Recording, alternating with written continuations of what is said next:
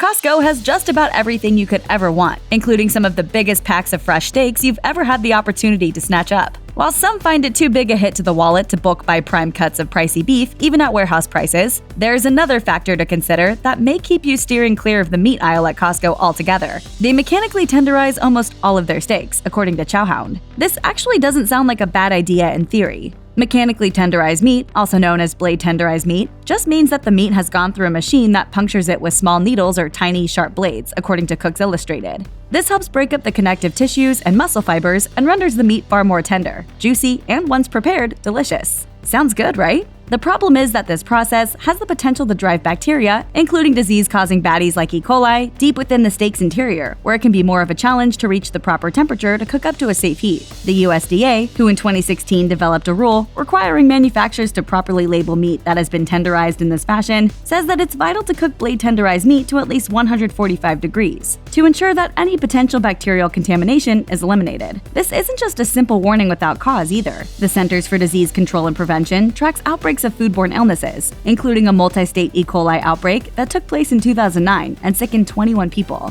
The investigation found that cases in 6 of the states involved were associated with non-intact steaks, otherwise known as blade tenderized. Another investigation took place after a large E. coli outbreak was identified in 2012 in Canada. This outbreak included 18 people with lab-confirmed E. coli, 5 of which consumed mechanically tenderized beef that came from one specific store. But cooking the blade tenderized meat to a safe 145 degrees isn't the end of the story. There's another step that needs to be taken to ensure your steak is cooked properly. The USDA notes that after removing the meat from your heat source, you should let it rest for at least 3 minutes, which will allow the internal temperature to continue to destroy potential pathogens. In doing so, however, any benefit you'd get from having the meat mechanically tenderized is practically negated if you like your steaks rare or medium rare, because it's obviously very challenging to pop out a rare steak if you're cooking it to a safe 145 degrees. Your would-be tender, juicy steak will be firmly in medium well territory once that rest period is over. So basically that means no more medium rare, you gotta do them well done. So I hope you like them that way.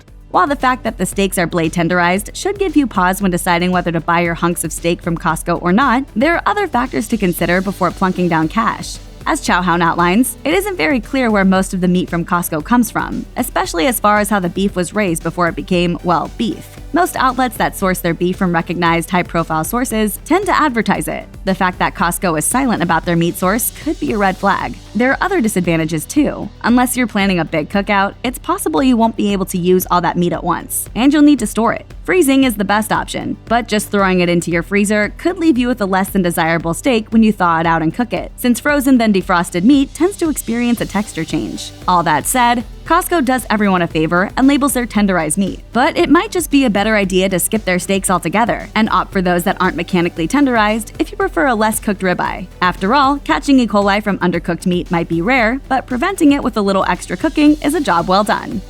Check out one of our newest videos right here. Plus, even more list videos about your favorite stuff are coming soon. Subscribe to our YouTube channel and hit the bell so you don't miss a single one.